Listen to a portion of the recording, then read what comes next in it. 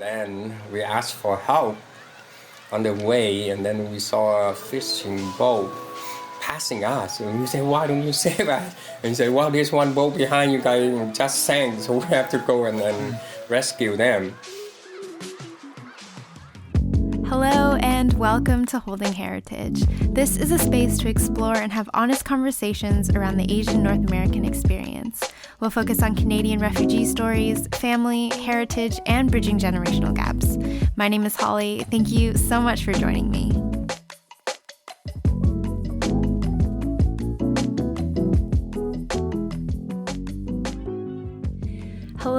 Hello. Today, in this episode, I want to give a glimpse of how simple connection with our parents can potentially be, and how if we're wanting to learn more about them, our culture, our families, even ourselves, I don't think it has to be some grand emotional story, super long conversation, or heart-shattering interaction.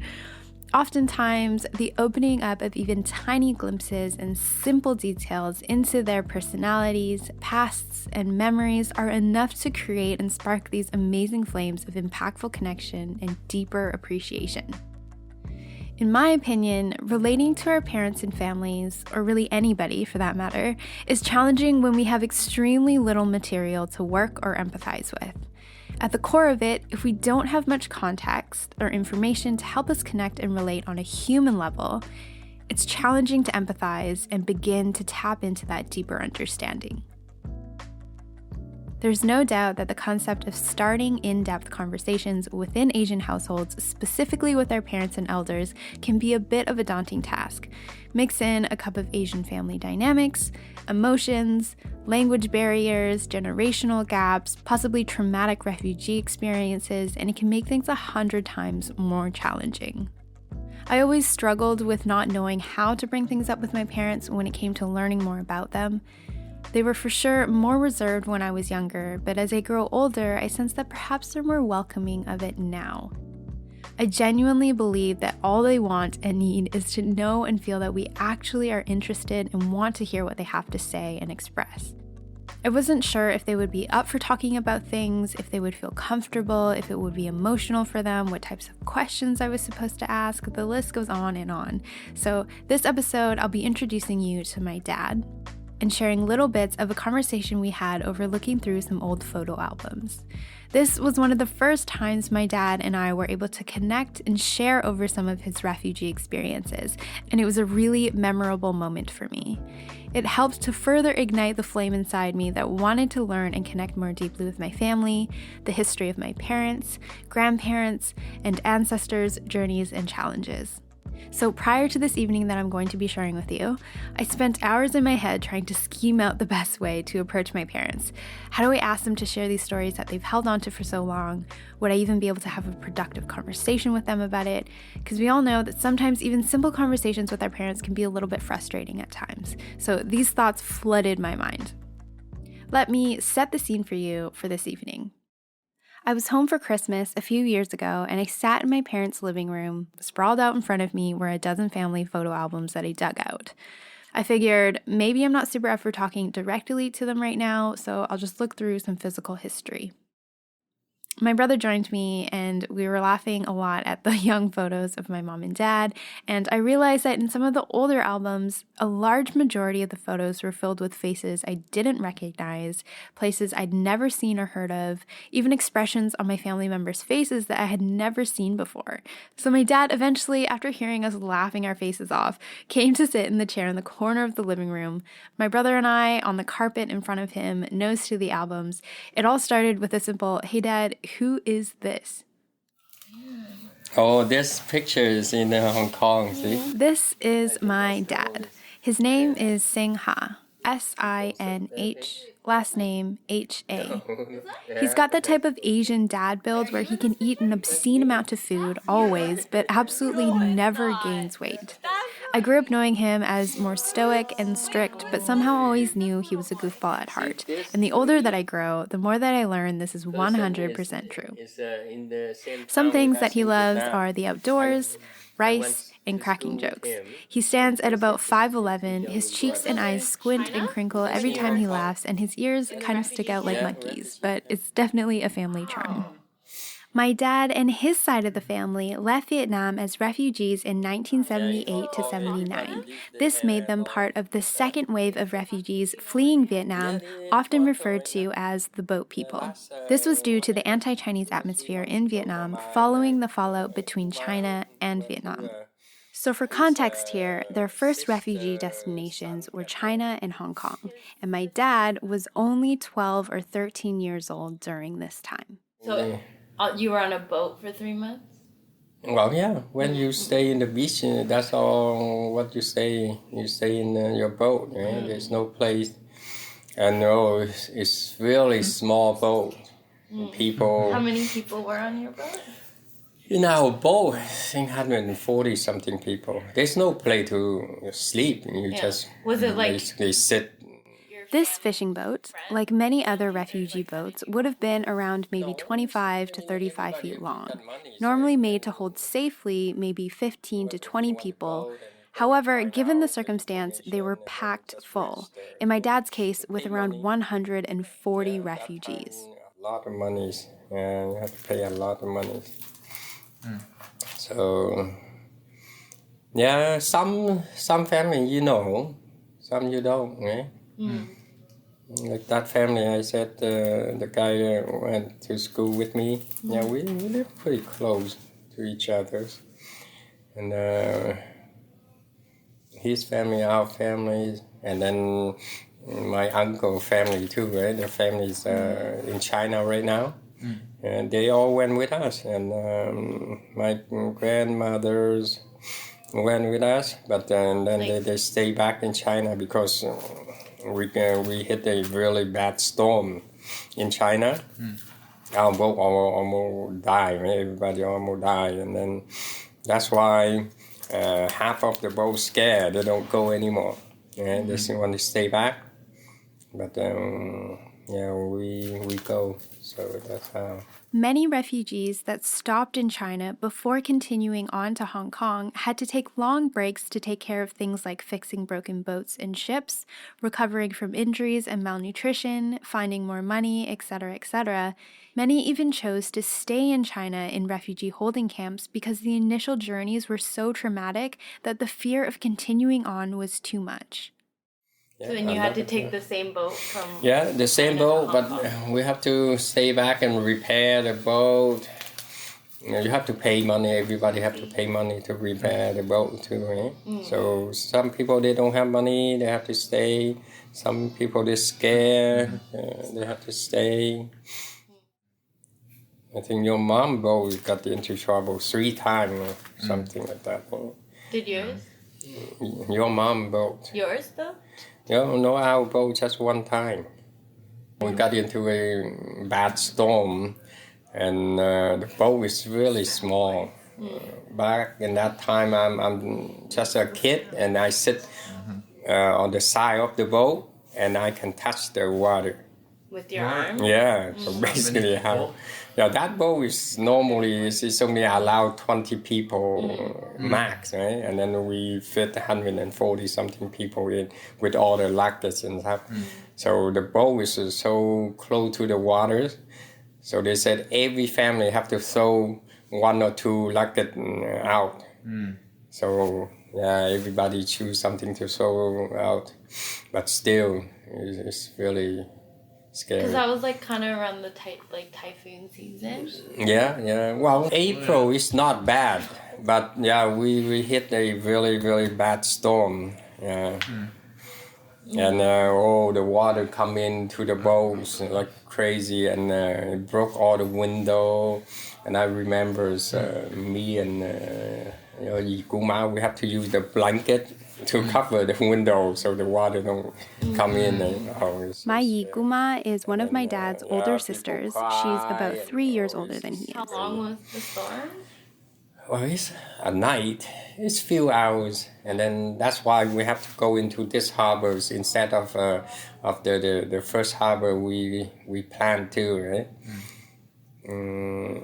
Yeah, so we have to go into this harbor at night. You don't see anything at all. And then we asked for help on the way, and then we saw a fishing boat passing us. And we say, why don't you save us? And he said, well, there's one boat behind you guys just sank, so we have to go and rescue them. And then in the morning, we heard there's one lady die because the boat sank. Right? So, and then we parked there. It was so dark, we don't see anything, right? And then we get in, and everybody's so tired, so we just parked there. Very early morning, I think 4 o'clock. Suddenly, everybody said, "Oh, jump out, jump out!" We said, "Whoa!" Because we parked there, the tide was high. And then when the tide go down, then we kind of stuck up in the sand. So everybody. It had gone completely far out. Like your boat wasn't anywhere in the water. No water at all. So everybody had to jump out because if not, it's the boat gonna break, right? So and then we wake up. Holy smoke! There's so many boats around us, all refugee boats. Right? Yeah, in the morning, holy smoke!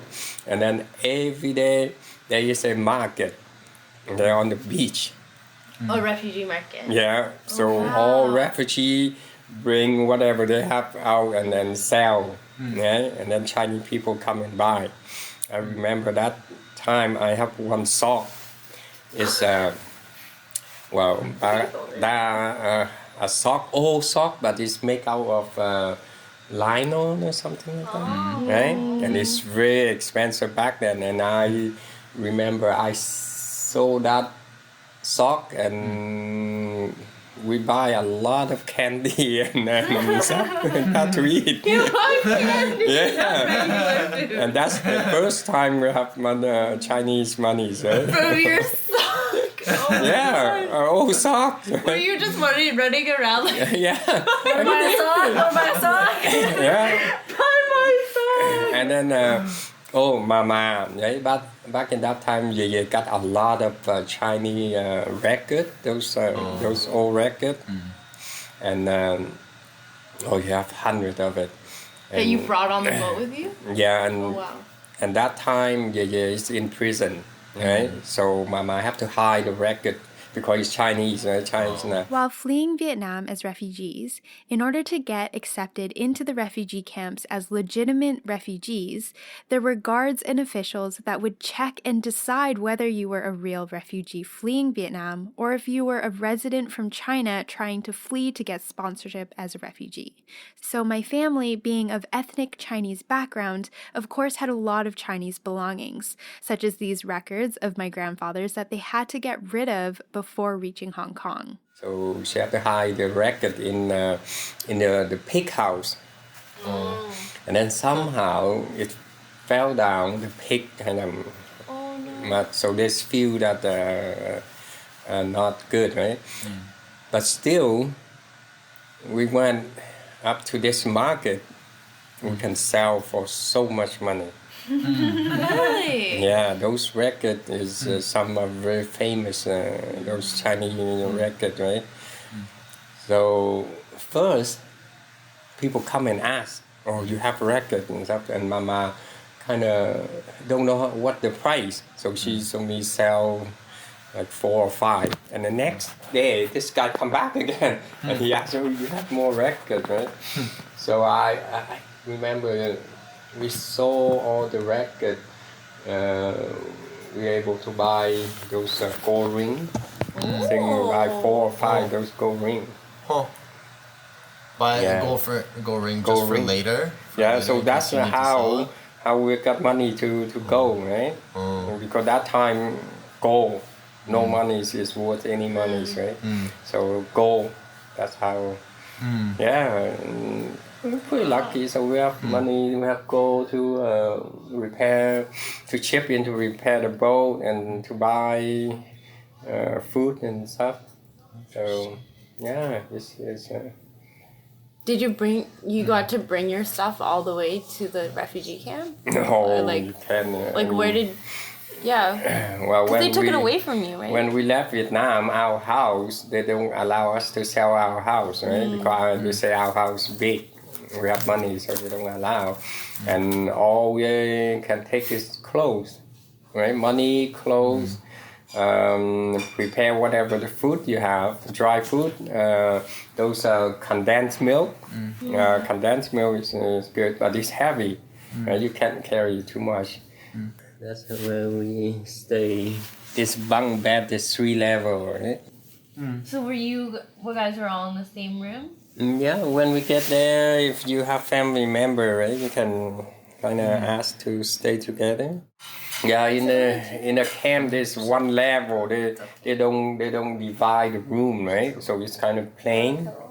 Just bunk beds everywhere? Yeah. Well, there's first bed. there's no bed. They just give you those what is it? Those like Mat? mat, right? So each family depend how many people in the family. I think our family got 2 mat. There's 2 single mat. Yeah. For like 8 of you? Yeah. Wow. You can't sleep all, right? Half sleep, half. That's how it looks. Right? And if bunk bed, I think our family got 3 bunk bed. So you all sleep on, like, just sleep beside? Single bunk. Wow. Yeah. Isn't the room for each family like the size of one of those rooms? No. No? There's no single think room. there's There's a only big room. room and then just bunk bed. the space that you get. No. It's like a bunk bed. Like Yeah, a that. bunk bed. Yeah. Right? So those bunk beds is just pile up 3 level. Right? So for us, I think we have three bunk. And that include everything, whatever you have to put there too, right? So it's very hard. And then it's hollow all through. At night, you smoke. If there's children cry, you hear everything. People talk, you hear everything. So you go and buy those blankets or whatever just to cover your bunk. There were a number of different refugee camps in Hong Kong, and my dad's family stayed in about 3 or 4 of them. If you go to the show notes at holdingheritage.com, I have linked some videos and photos to some of the ones that my dad stayed in. If your parents are also refugees, I would highly recommend looking through these photos and videos with them, because sometimes if they are ready, they can share with you some amazing stories. But when you're in the refugee camp, you can leave, right? Well, depending on which one, right? We moved to many different ones. The first one, when we got to Hong Kong, is like a prison. So when you just get there, they leave you there, so they will check it out, see if you're real refugee or not, right? Because a lot of people, Chinese people, they go over, they pretend to be refugee. Right? So they have to find out. The camp? Yeah, if you are from China, then they send you back. Right? How did they know though? They kind of guess. So that's why before we get in Hong Kong, we have to throw everything from China or China money or anything with Chinese character. You have to throw it out, right? So you told them you guys are Vietnamese? Yeah. And then I guess they know, right? The way you dress and the way you talk and Vietnamese, right? So we stay in that camp for about a month. And then they send us to the second camp. It's not, they don't allow you to go out, right? In Hong Kong. That's Hong Kong. And we stay in that camp for about 40 days. And then they move us to this big camp, which you can go out. Right? Basically, the first camp, second camp, and then the last camp is a prison, okay? But the third camp is brand new building. They don't build for refugee, but it just happened to have the building that time, right? So they let us stay in there. We stayed there, I think 8 months. So in that camp, you can go outside and find job and work. Right? But it's very, very tough. I think it's about 22 floor. What was it called? Do you remember? Chi Mun. So there's two building, building A and building B. So we are at level 7 or 8. I think your mom is second or third. So She was in the same. yeah. So your mom is there first. I think a couple of weeks before me. But you never met her. No, never know. Well, she was really tiny then, right? Yeah. So we stayed there about 8 months, and then they moved us to a different camp. Because before we leave Hong Kong, then they have to move us to a different camp, which we have to stay inside 24/7. Well, the last one is the one we stay there before we go to Canada. That is like a prison, right? You can't go out. So you left the third good camp. one? Oh, the third camp is the camp that they allow you to go out and work. Yeah. But that camp, there's I think few thousand people in there, or even 10,000 people. Very complicated. Nobody know how to use a washroom, so washroom stuck all the time. Oh no! And then they built the floor which for you to cook. Nobody know how to. Well, I mean, they have a lot of plug for you to plug your rice cooker and stuff like that in, right? But nobody know how the electrical work. And there's so much people they don't have enough plug. So people go out and buy those plug. Multiple. Yeah. So you plug 3 or 4 in, and then it's explode, right? Okay?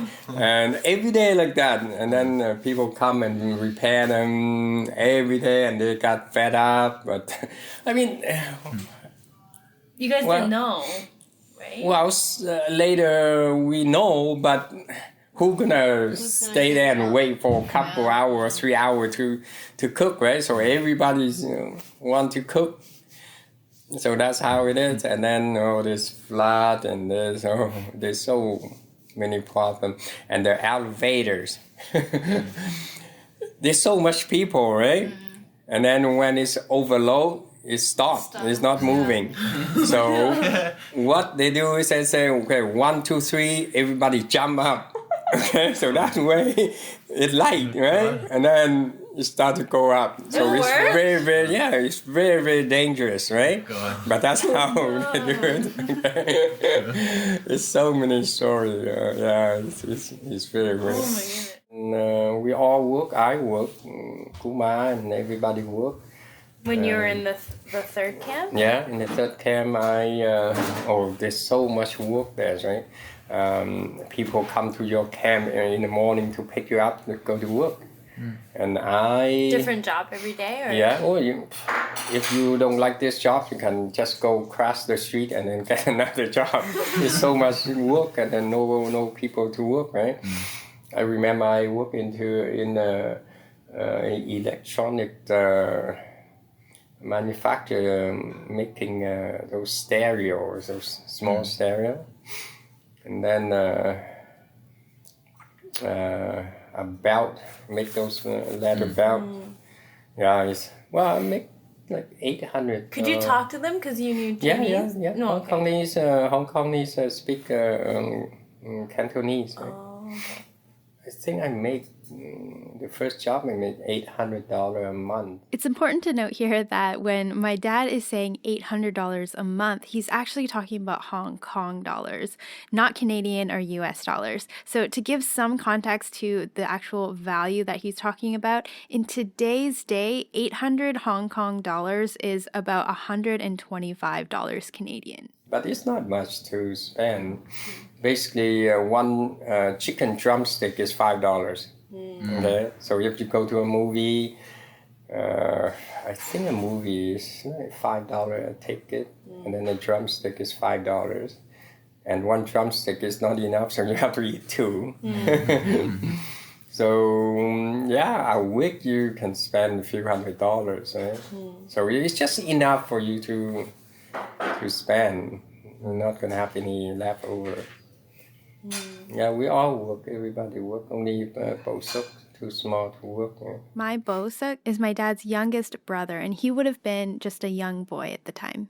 So you went to another camp after that, or that was? Yeah, that, and then before we go to Canada, then they have to move us into a secure camp, right? And then we stay there about a month. Yeah. So is that like when they already found a family for you, and then they moved?